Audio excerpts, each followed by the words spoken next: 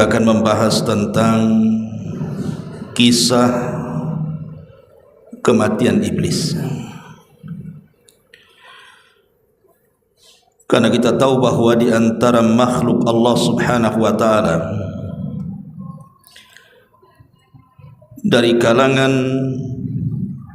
manusia ataupun jin yang dikekalkan oleh Allah Subhanahu wa taala atau usianya dipanjangkan oleh Allah Subhanahu wa taala hanyalah iblis. Tapi bukan berarti iblis tidak akan mengalami kematian. Dia juga makhluk daripada makhluk-makhluk Allah, akan disentuh dengan kematian. Tapi kapan kematiannya dan di mana dimatikannya dan bagaimana cara mencabut nyawanya, inilah yang kita akan bahas beberapa waktu ke depan. Ma'asyiral muslimin rahimakumullah, disebutkan di dalam surah Shad ayat 77 sampai 83. Allah Subhanahu wa taala berfirman, qala fakhruj minha fa innaka rajim wa inna 'alaika la'nati ila yaumiddin. Qala rabbi fa anzirni ila yaumi yub'atsun.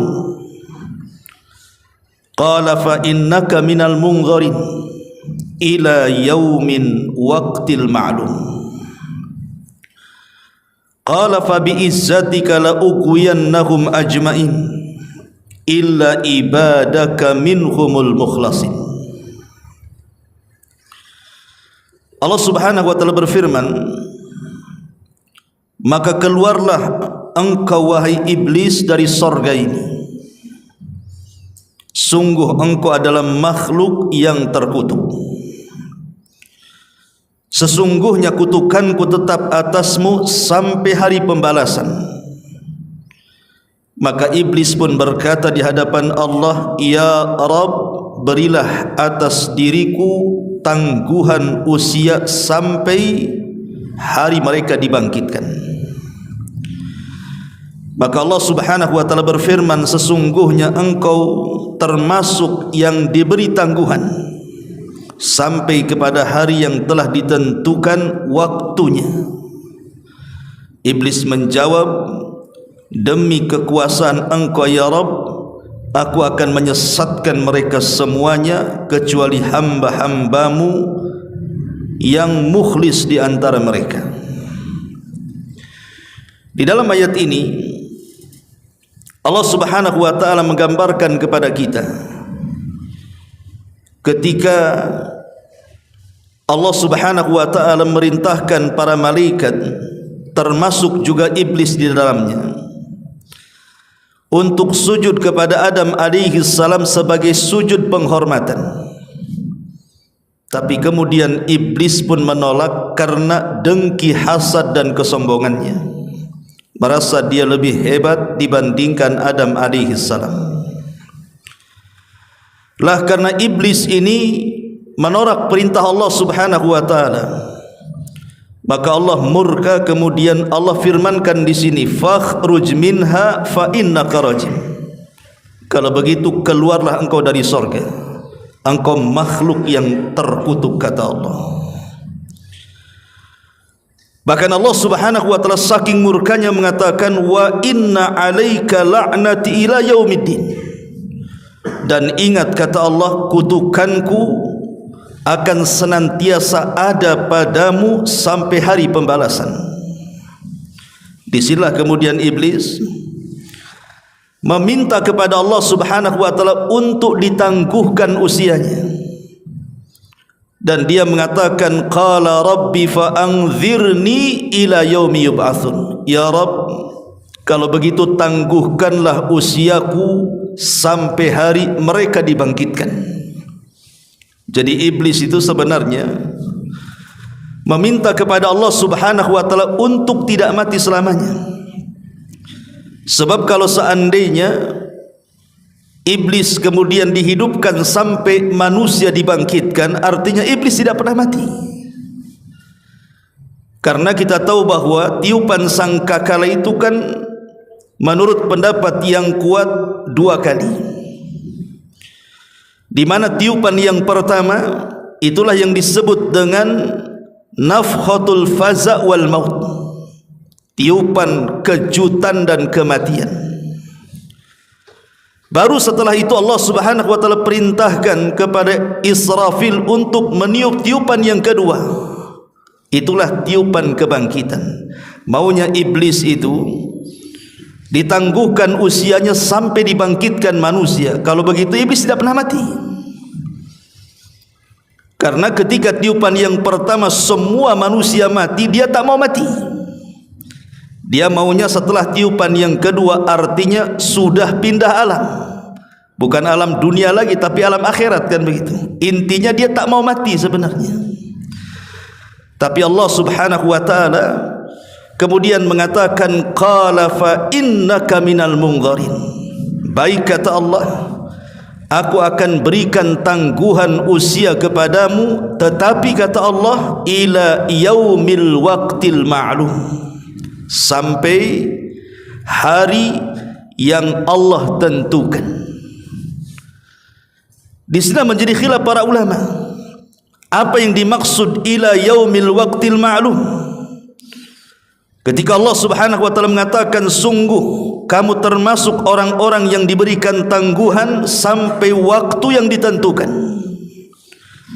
Para ulama tafsir berbeda pendapat tentang waqtil ma'lum, waktu yang ditentukan oleh Allah untuk kematian iblis ini.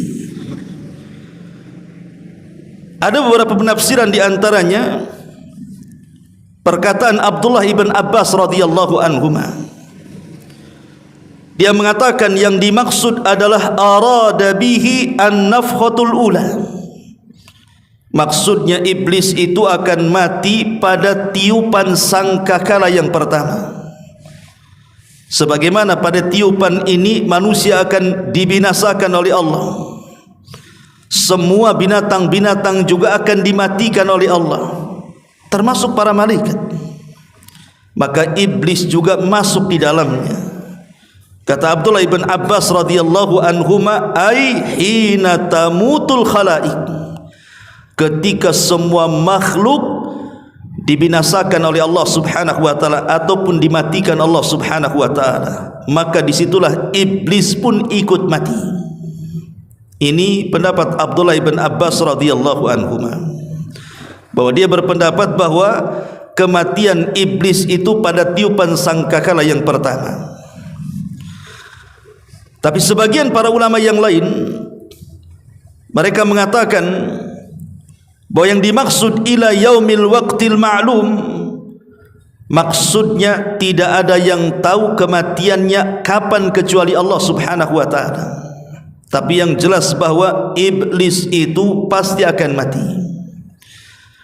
karena semua makhluk itu akan dibinasakan oleh Allah Subhanahu wa taala berdasarkan keumuman Al-Qur'an, kullu man 'alaiha fan wa yabqa wajhu rabbika dzil jalali wal ikram. Kullu man 'alaiha fan, setiap makhluk akan dibinasakan oleh Allah Subhanahu wa taala kecuali wajah Allah Subhanahu wa taala dzil jalali wal ikram. Dari sini kita tahu bahwa yang jelas dia akan mati, tapi kapan kematiannya tidak ada yang tahu kecuali Allah Subhanahu wa taala. Ini juga satu pendapat yang disebutkan oleh para ulama. Ada juga yang mengatakan bahwa kalimat ila yaumil waqtil ma'lum, sebagaimana dikatakan oleh Imam Al-Qurtubi rahimahullahu taala,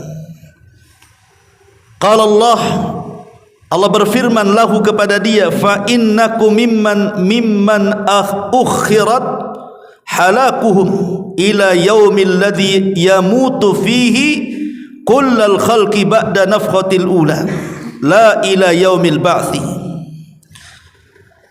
Juga Imam Al-Qurtubi menguatkan pendapat Perkataan ila yaumil waqtil ma'lum artinya engkau adalah di antara orang yang diakhirkan kehancurannya, sampai hari di mana seluruh makhluk Allah dimatikan setelah tiupan sangkakala yang pertama, bukan saat hari kebangkitan.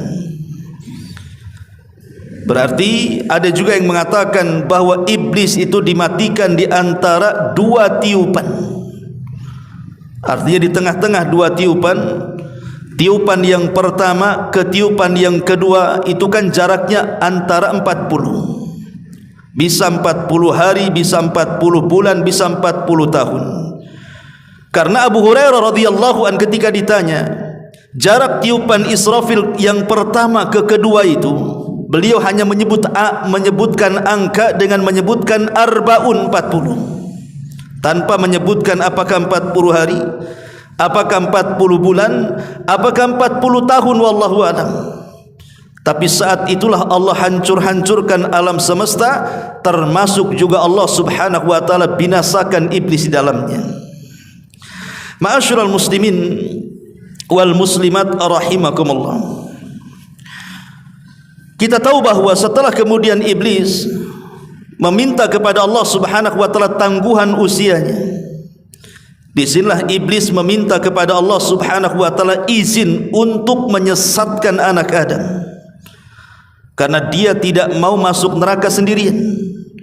Dia ingin mengikutkan sebanyak-banyaknya kalangan jin dan manusia supaya ikut bersama dia masuk ke dalam neraka. Dari sini dia bersumpah di hadapan Allah, fabi izzatika la ughwiyannahum ajmain, karena kekuasaanmu ya Rabb, pasti aku akan sesatkan mereka Bani Adam semuanya. Bahkan dalam ayat yang lain, ketika iblis kemudian berjanji seperti itu, maka dia akan datang kepada manusia itu dari semua arah angin.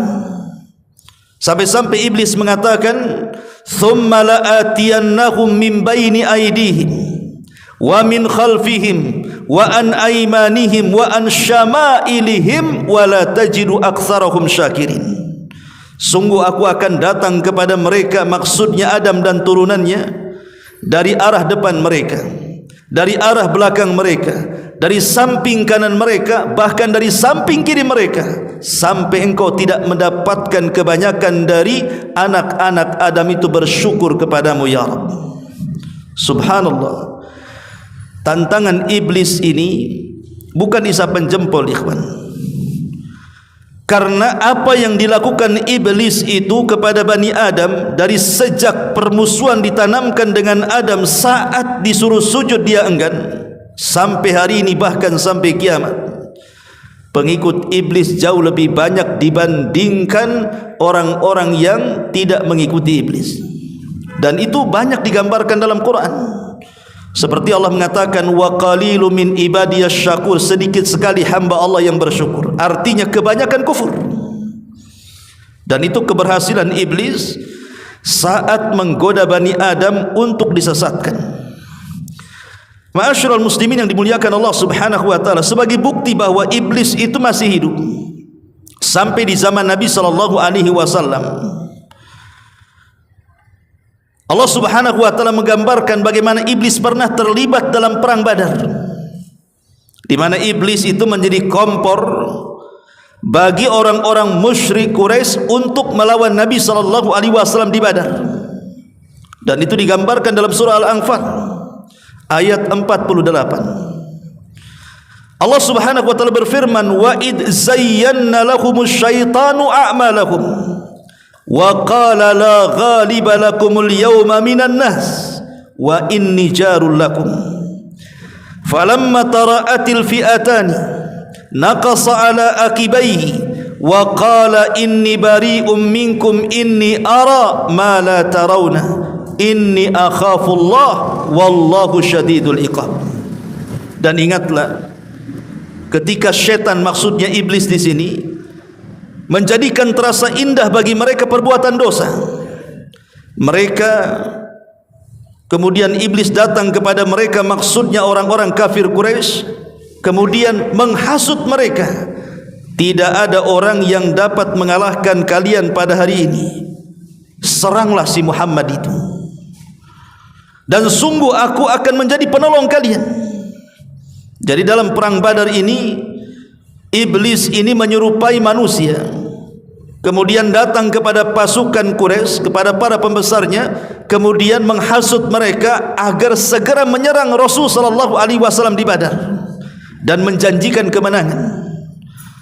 Tetapi apa yang terjadi ketika perang sudah berkecamuk? Falamma tara'atil fi'atani, ketika kemudian setan ini melihat pasukan yang berhadap-hadapan itu nampaknya akan terjadi kekalahan dari pihak orang-orang kafir Quraisy, maka apa yang terjadi? Naqasa ala aqibaihi wa qala inni bari'um minkum, maka dia pun kabur dari pasukan itu dan mengatakan, aku berlepas diri dari kalian, inni ara ma la taron, karena aku melihat apa yang kalian tidak lihat. Inni akhafullah, saya takut kepada Allah, wallahu syadidul iqab, dan Allah yang zat yang sangat keras siksaannya. Dari sini iblis tahu bahwa dia terlibat dalam perang Uhud, sampai Allah gambarkan dalam surah Al-Anfal ayat 48 ini.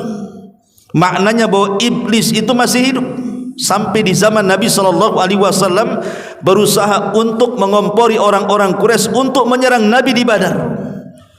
Walaupun pada akhirnya Allah menangkan dalam peperangan ini dan iblis pun kabur, kemudian meninggalkan orang-orang kafir Quraisy. Bahkan juga dijelaskan, bukan hanya di perang Badar, iblis juga terlibat dalam perang Uhud. Kita tahu bahwa perang Uhud ini berbeda dengan perang Badar, karena perang Badar itu kan kita kaum muslimin mengalami kemenangan, tapi dalam perang Uhud ini terbalik, kaum muslimin mengalami kekalahan. Dan begitulah sifat daripada kehidupan. Wa tilkal ayyam nudawiluha bainan nas, yang namanya hari itu diputar-putar oleh Allah Subhanahu wa taala, terkadang menang, terkadang kalah. Dan itu sebagai ujian bagi kita kaum muslimin.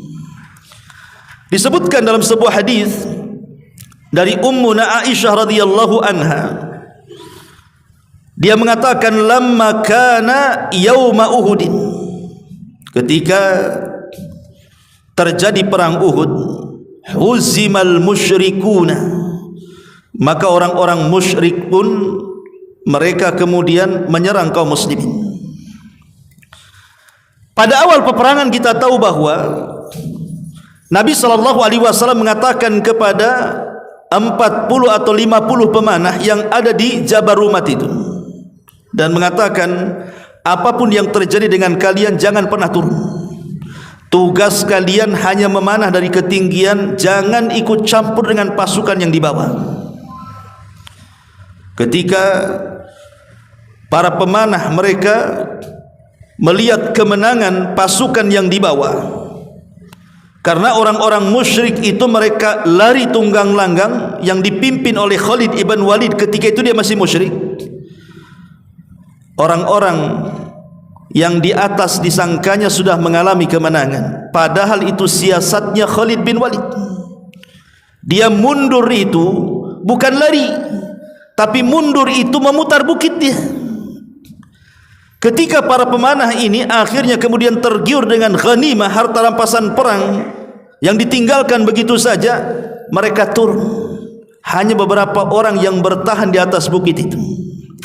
Lah saat mereka turun itulah, maka iblis pun berteriak. Fasaha iblis, kata Aisyah radhiyallahu anha, dia mengatakan, maka iblis berteriak, ai ibadallah ukhrakum, faraja'at ulahum fajtaladat hiya wa ukhrahum, fanadhara Hudzaifatu fa idza huwa bi abihi al-Yamani.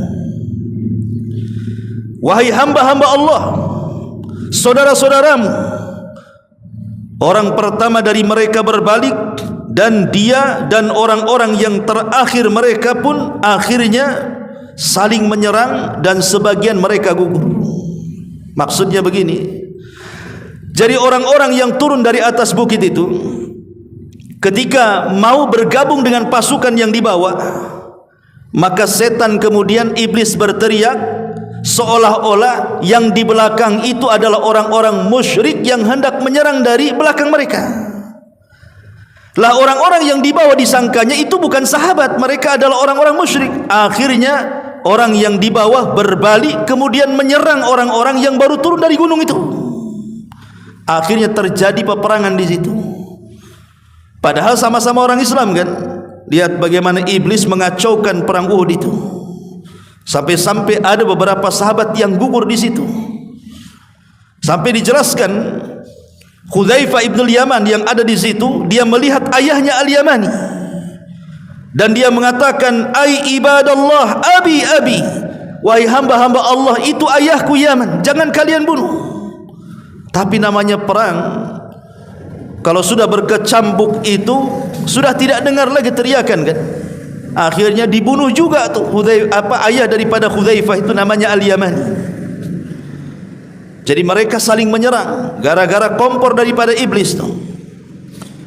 Akhirnya Hudzaifah pun mengatakan, faqala Hudzaifah ghafarallahu lakum, semoga Allah mengampuni kalian, kenapa kalian bunuh ayahku, katanya.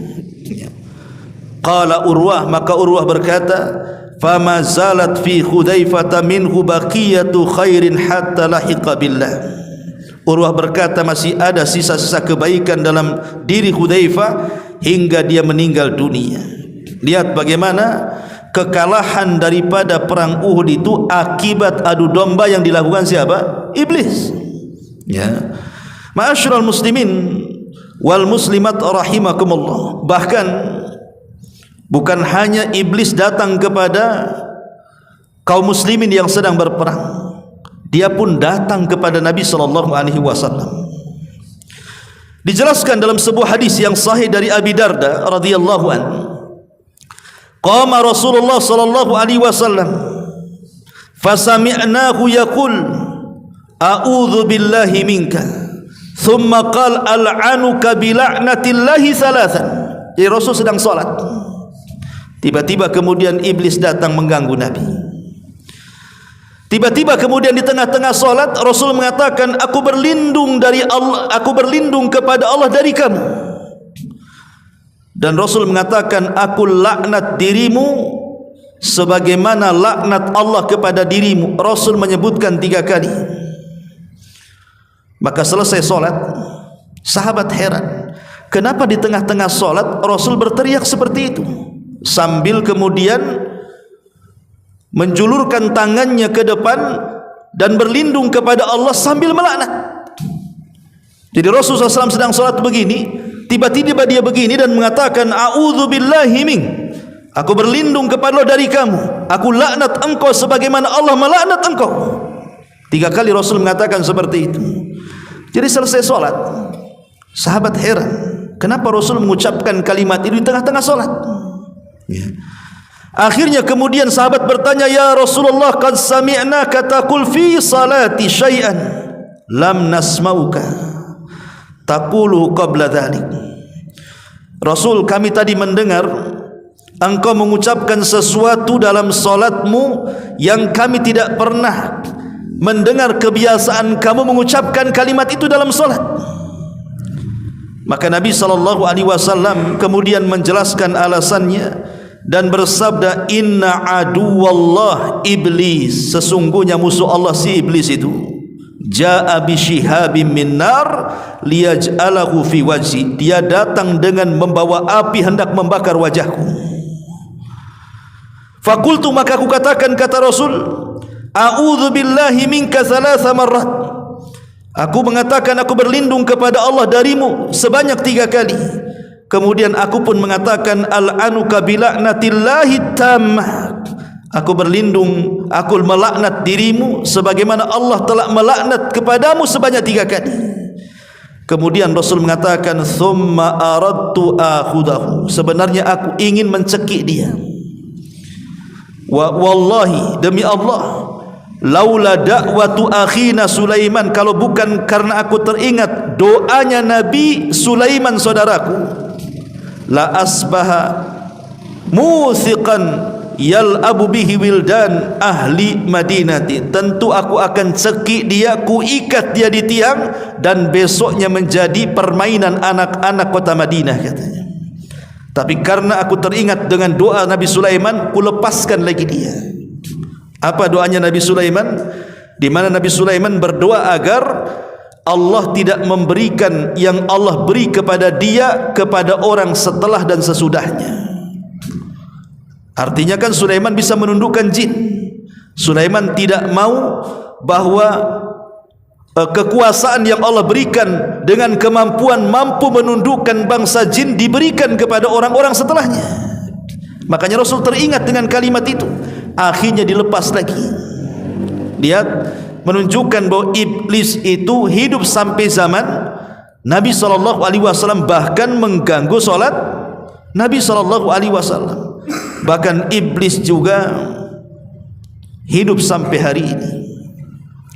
Nabi SAW mengatakan dalam hadis Jabir radhiyallahu anhu, inna arsya iblis alal bahri fayab'atsu sarayahu fayaftinuna an-nas fa'adhamuhum indahu a'dhamuhum fitnatan. Iblis ini membangun istananya, kata Rasul, di tengah lautan. Ada orang yang mengatakan seperti ada seorang penulis dari Mesir yang bernama Isa Daud.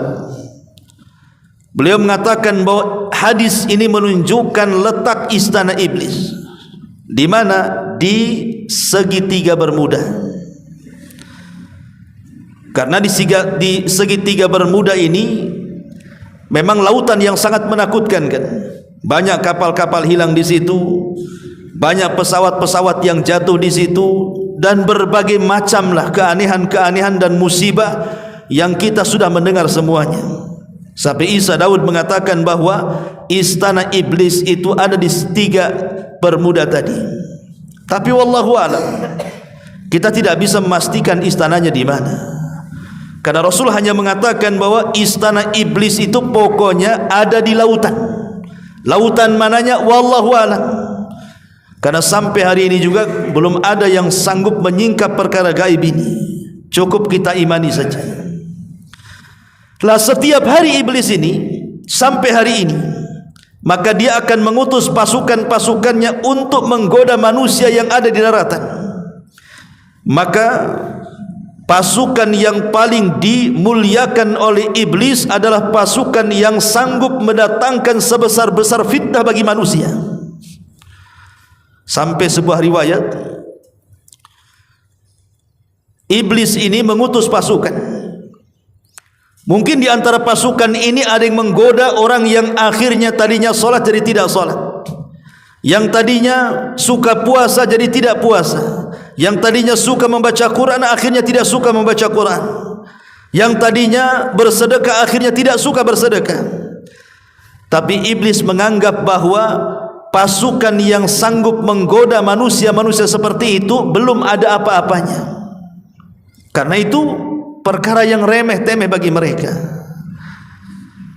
Tetapi ketika iblis kemudian melihat ada satu pasukannya yang berhasil mencerai-beraikan rumah tangga manusia, akhirnya sampai bercerai antara suami istri, maka pasukan ini paling dihormati oleh iblis. Sampai iblis meletakkan piala di atas kepalanya dan mengatakan, anta, engkau pasukan terbaik, engkau pasukan terbaik.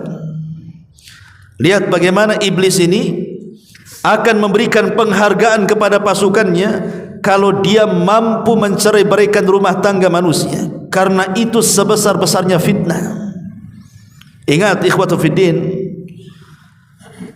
iblis itu kalau mengutus seseorang itu kan sesuai dengan kadar iman kita. Kalau kadar iman kita ini rendah, ya tidak mungkin juga iblis mengutus setan yang kuat, kan begitu. Ya paling diutus setan ecek-ecek, kan gitu ya. Ini imannya lemah, ini disenggol aja miring katanya, kan. Yang remeh-remeh saja lah, kan begitu. Tapi kalau ini imannya kuat, ini sudah ngaji, sudah hijrah, ini tidak bisa main kirim seperti itu. Kalau bisa memang pasukan yang dikirim itu yang sudah ada penataran, kan begitu, yang sudah diuji betul-betul, baru kemudian dikirim kepada orang-orang yang kuat imannya tuh.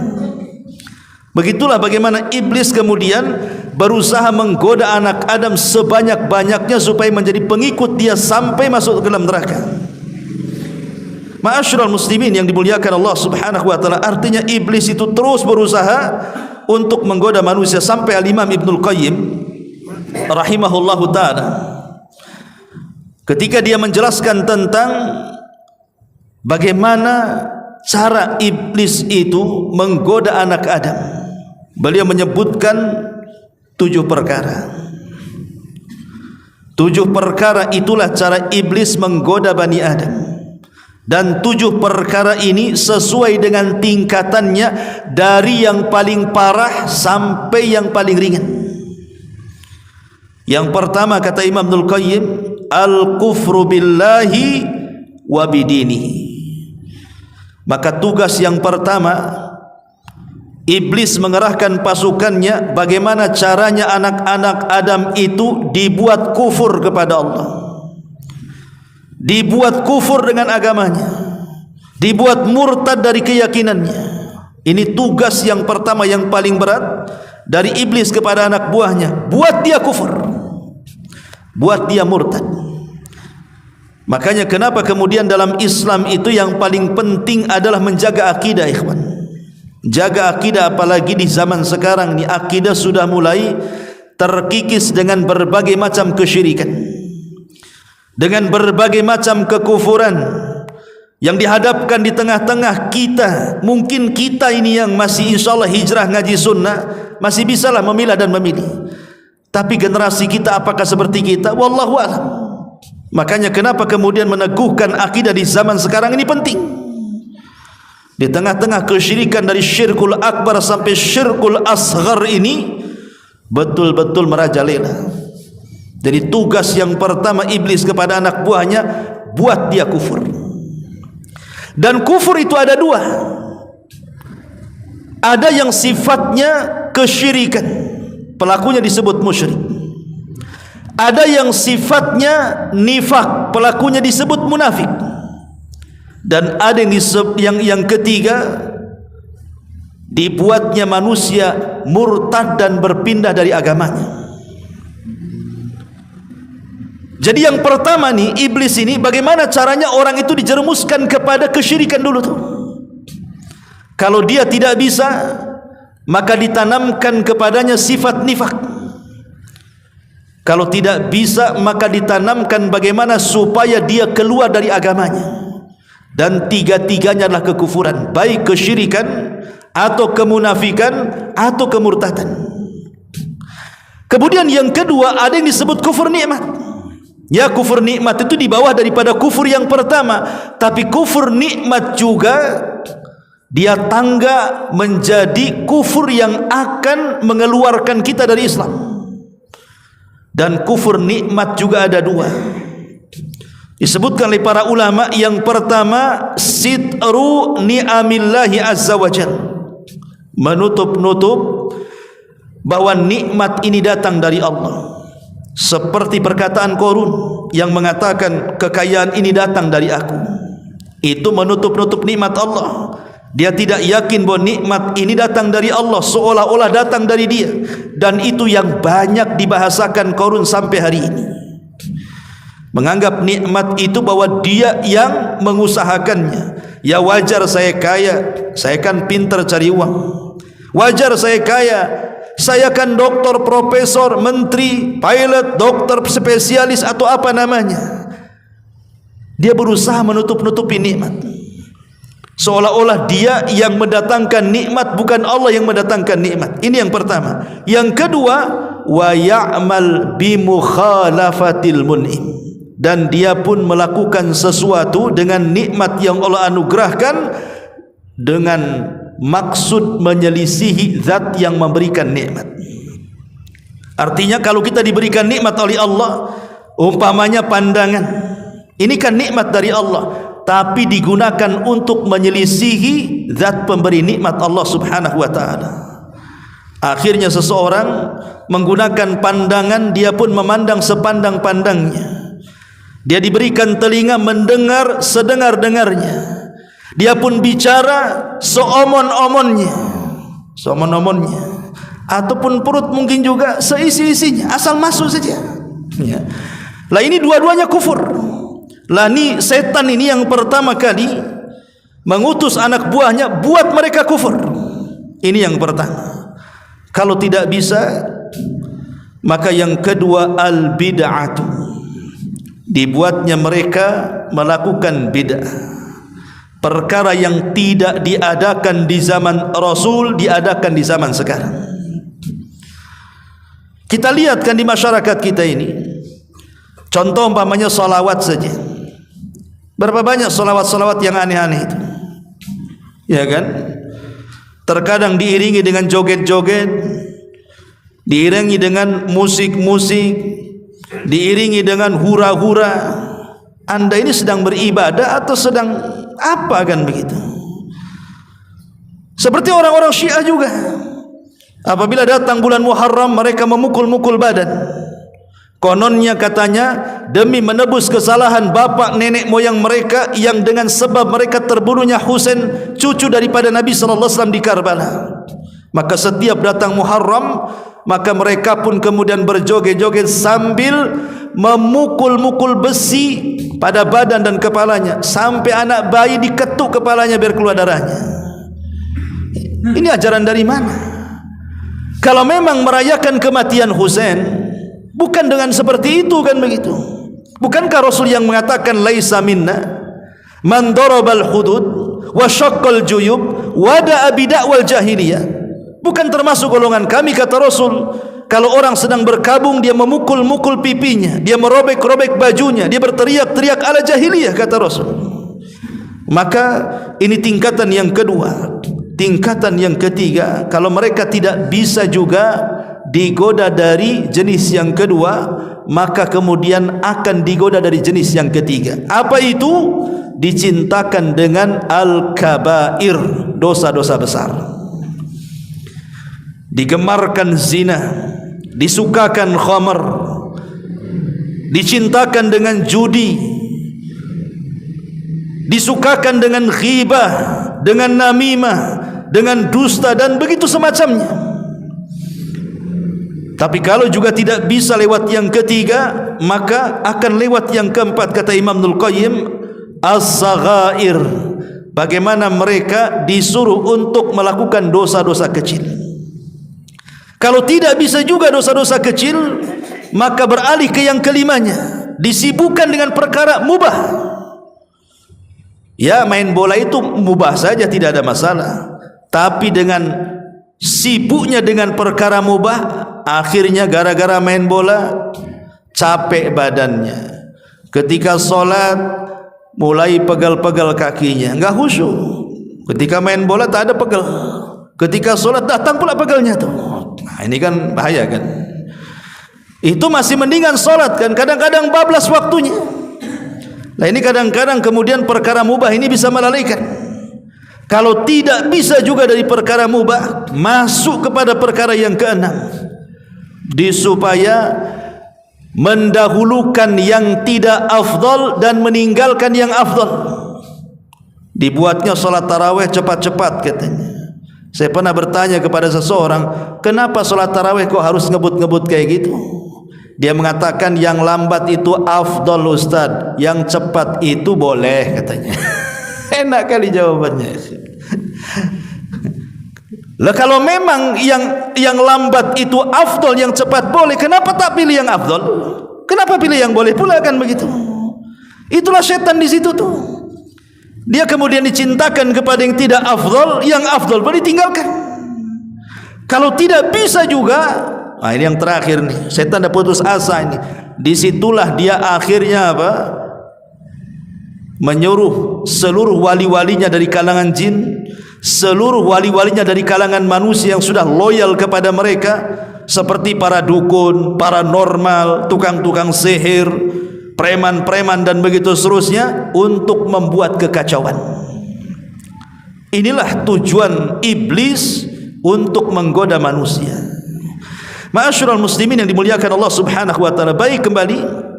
Lalu kapan meninggalnya iblis dan bagaimana meninggalnya iblis dan bagaimana caranya meninggalnya iblis?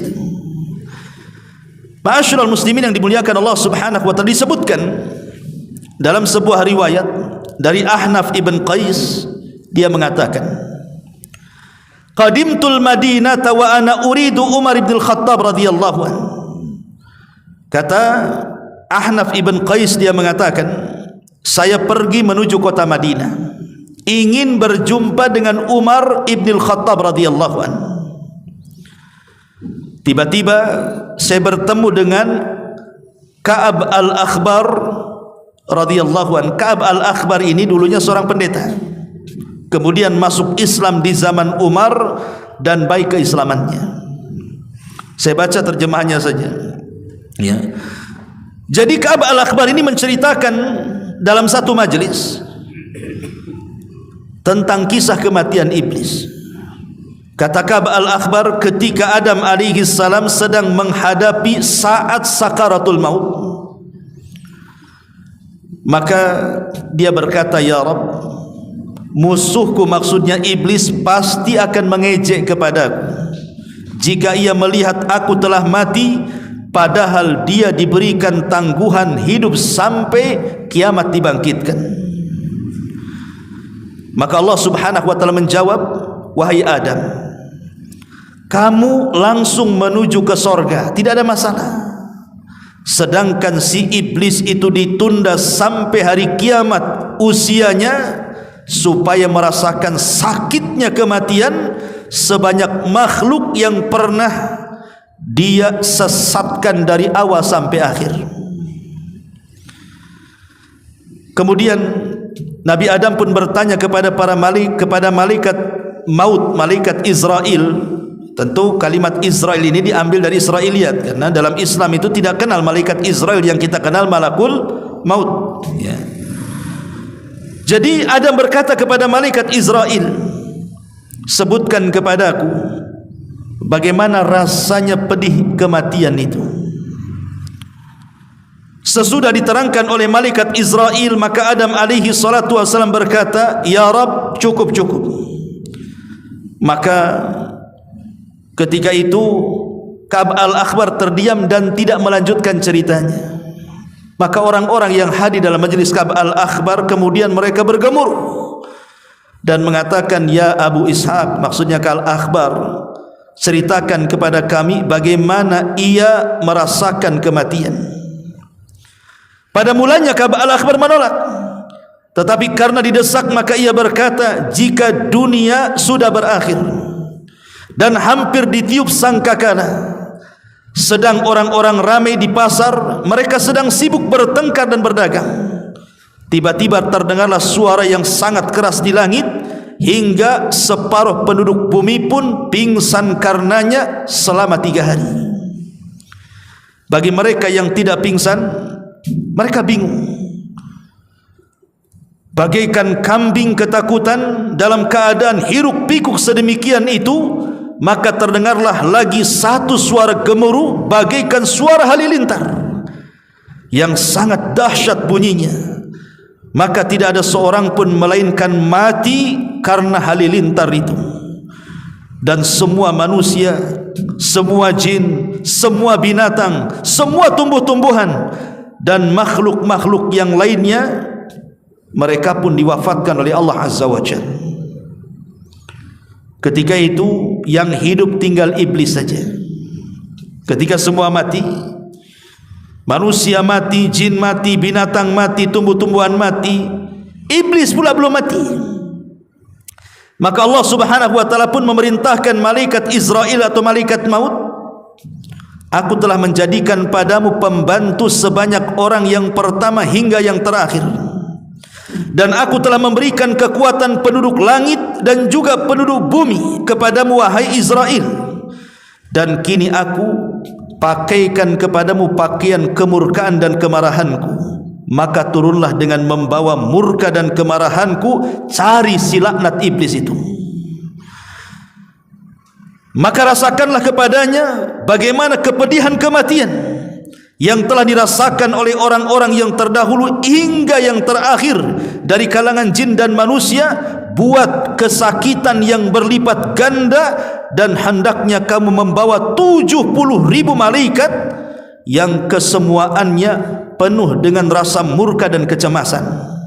Dan tiap malaikat Zabania membawa rantai dari neraka Ladha, dan cabutlah dengan 70.000 rantai itu dari neraka, dan beritakan kepada para malaikat, terutama malaikat maut, malaikat Malik penjaga neraka, supaya membuka pintu-pintu neraka untuknya, katanya. Maka setelah itu para malaikat sudah mendapatkan perintah Allah supaya datang kepada iblis beramai-ramai. Maka turunlah malaikat Israel dengan bentuk yang sangat mengerikan, sehingga andai kata seluruh penduduk langit dan penduduk bumi dapat melihat bentuk yang mengerikan itu, niscaya akan cair kesemuaannya karena teramat sangat ngeri bentuknya. Kemudian setelah iblis sadar bahwa dia sedang diincar oleh malaikat maut, malaikat Israel, maka dia berusaha untuk lari ke timur dan barat, menghindar. Tapi apa gunanya menghindar dari malaikat maut, ikhwan? Akhirnya kemudian Israel pun datang kepada iblis dan membantah dan mengatakan, laknat Allah untuk wahai iblis. Berhentilah wahai iblis, kini aku rasakan padamu kepedihan maut sebagaimana dirasakan oleh banyaknya hitungan orang yang telah engkau sesatkan dalam beberapa abad, dan juga engkau akan merasakan sakit sebanyak orang yang telah kau sesatkan dari seluruh manusia dari awal sampai akhir. Lihat bagaimana Allah subhanahu wa ta'ala menyiksa iblis dengan kesakitan yang luar biasa saat kematiannya. Maka mendengar hal itu, iblis pun lari masuk ke dalam lautan. Tapi Allah subhanahu wa ta'ala perintahkan lautan untuk membuang iblis ke daratan. Ditolaknya oleh lautan, dihampaskan lagi iblis dari lautan oleh lautan ke daratan.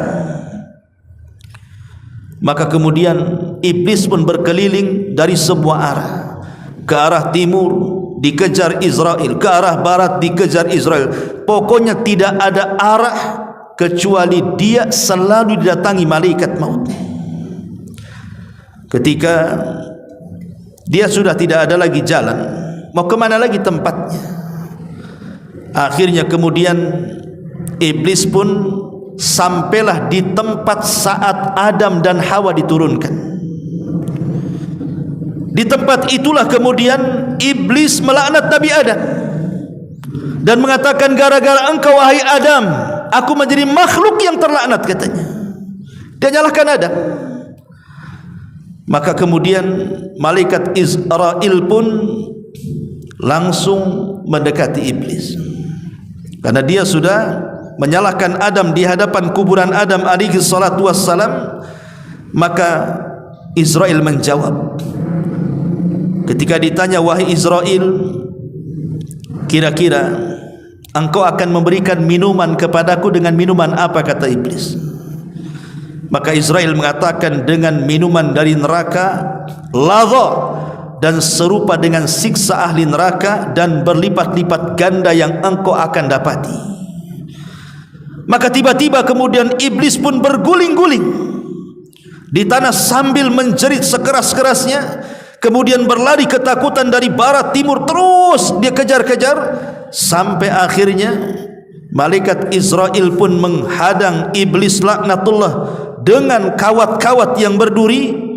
Kemudian dia pun mencabut nyawanya. Ma'asyiral muslimin yang dimuliakan Allah azza wa jal, maka ketika kemudian kematian iblis ini terdengar kepada Nabi Adam alaihi salatu wassalam, maka Adam alaihi salatu wassalam mengatakan, Rabbana qad atmamta alaina ni'mah, Dia mengatakan, ya Rabb kami, sungguh engkau telah menyempurnakan nikmatmu untuk kami. Sekarang sudah tidak ada lagi karena iblis sudah mati di situ. Masalahnya ikhwatu fiddin, riwayat yang panjang ini, riwayat daripada Al-Akhbar ini, itu hanya disebutkan dalam kitab Tanbih Al-Ghafilin, dan kitab itu banyak memuat hadis-hadis yang tidak ada sanadnya. Dan kebanyakan kisah-kisah yang seperti ini bukan datang dari Nabi SAW, tapi kisah ini datang dari kisah Israiliyat. Dan kisah Israiliyat ini, ikhwatu fiddin, muliakan Allah Azza wa Jal, Nabi mengatakan kita tidak boleh mendustakan secara mutlak, tidak boleh juga membenarkan secara mutlak. Jadi saya menceritakan ini hanya mimbabil ikhbar saja, hanya menghabarkan saja sebagai bentuk pengetahuan, tidak boleh jadikan sandaran, karena ini bukan dari hadis yang sahih, bukan hadis Nabi SAW. Ini dari kisah-kisah Israiliyat, karena yang menceritakanlah seorang yang bernama Ka'ab Al-Akhbar, dulunya seorang Nasrani, seorang pendeta Nasrani, masuk Islam di zaman Umar. Otomatis karena seorang pendeta, dia menguasai kisah-kisah Israiliyat, makanya kemudian dia mengkisahkan kisah ini. Makanya para ulama mengatakan kisah ini tidak ada sanadnya. Kalaupun ada sanadnya, maka ini dari kisah-kisah Israiliyat yang kita tidak boleh mendustakan secara mutlak, kita tidak boleh membenarkan secara mutlak.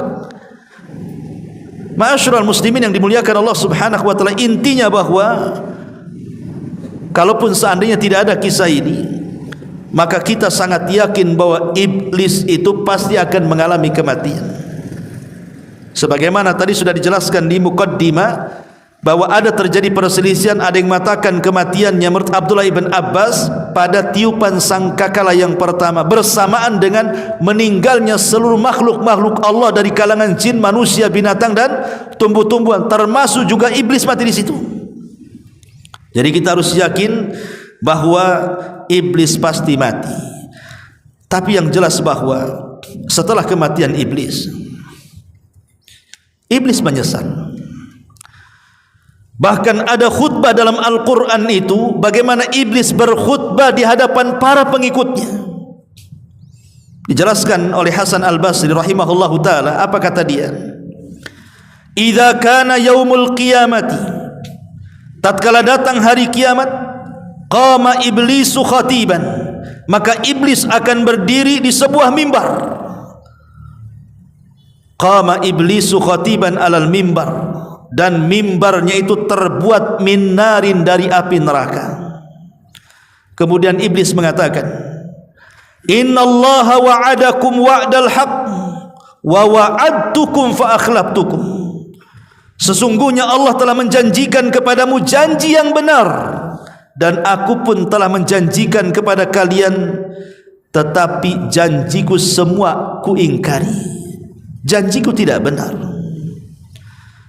Al-Hafidz Ibnu Katsir rahimahullahu ta'ala berkata, yukhbiru ta'ala amma khataba bihi iblis atba'ahu ba'dama qadallahu baina ibadahu fa adkhala al-mu'minina al-jinan wa askana al-kafirina ad-darakat fa qama fihim iblis la'anahu Allahu hina idin khatiban liyazidahum hazanan ila haznihim.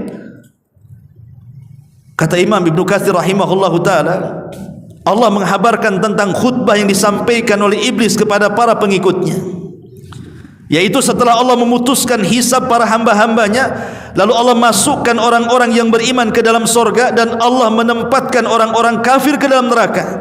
Maka iblis pun tatkala itu berdiri dan berkhutbah kepada para pengikutnya agar mereka menambah kesedihan di atas kesedihan mereka. Lah khutbah itu dijelaskan di dalam Al-Quran, surah Ibrahim ayat 22 sampai 23. Bagaimana kata-kata khutbahnya? Allah katakan, wa qala syaitan lamma qudiyal amru innallaha wa'adakum wa'dal haqq wa wa'adtukum fa akhlaftukum wa ma kana li 'alaikum min sultan illa an da'autukum fastajabtum li fala talumuni walumu anfusakum ma ana bimusrihikum wa ma antum bimusrikhi inni kafartu bima asyraktumuni min qablu innadh zalimina lahum adzabun alim. Apa kata iblis dalam khutbahnya? Dan berkatalah iblis tatkala perkara hisab telah diselesaikan, sesungguhnya Allah telah menjanjikan kepada kalian janji yang benar, dan aku pun telah menjanjikan kepada kalian, tetapi aku menyalahi janjiku. Sekali-kali tidak ada kekuasaan bagiku terhadap kalian, melainkan sekedar aku menyeru kalian lalu kalian mematuhi seruanku. Oleh sebab itu kata iblis, jangan kalian mencaci maki aku, tapi caci makilah diri-diri kalian sendiri. Aku sekali-kali tidak dapat menolong kalian hari ini, sebagaimana kalian pun tidak akan sanggup menolong aku, kata iblis. Sesungguhnya aku tidak benar-benar berbuat untuk sesungguhnya aku tidak membenarkan perbuatan kalian yang mempersekutukan aku. Lihat, iblis mengingkari dengan Allah sejak dulu. Sesungguhnya orang-orang yang zalim itu mendapatkan siksa yang sangat pedih. Inilah khutbah iblis di neraka. Maka Allah Subhanahu wa taala katakan, wa udkhilal ladzina amanu wa amilus salihati jannatin tajri min tahtiha al-anhar khalidina fiha biidzni rabbihim, dan dimasukkanlah orang-orang yang beriman dan beramal saleh ke dalam sorga yang mengalir di bawahnya sungai-sungai, mereka kekal dalamnya dengan seizin Rabb mereka. Lihat ma'asyiral muslimin yang dimuliakan Allah Subhanahu wa taala, disinilah penyesalan iblis dan penyesalan para pengikutnya. Bahwa iblis mengatakan kepada mereka, aku enggak suruh kalian berbuat syirik, kenapa kau berbuat syirik, katanya. Nah, bayangkan kan iblis seperti itu. Tapi pengikutnya pun apalah daya, tidak bisa. Kalau sudah di neraka itu, penyesalan tidak ada gunanya, ikhwatu fiddin. Penyesalan itu berguna saat mereka hidup di dunia. Kalau sudah mati, maka penyesalan itu tidak berguna. Bukan hanya penduduk neraka yang menyesal, penduduk sorga pun mereka menyesal, karena waktu-waktu yang mereka hilangkan begitu saja di dunia tanpa berzikir kepada Allah Subhanahu wa taala.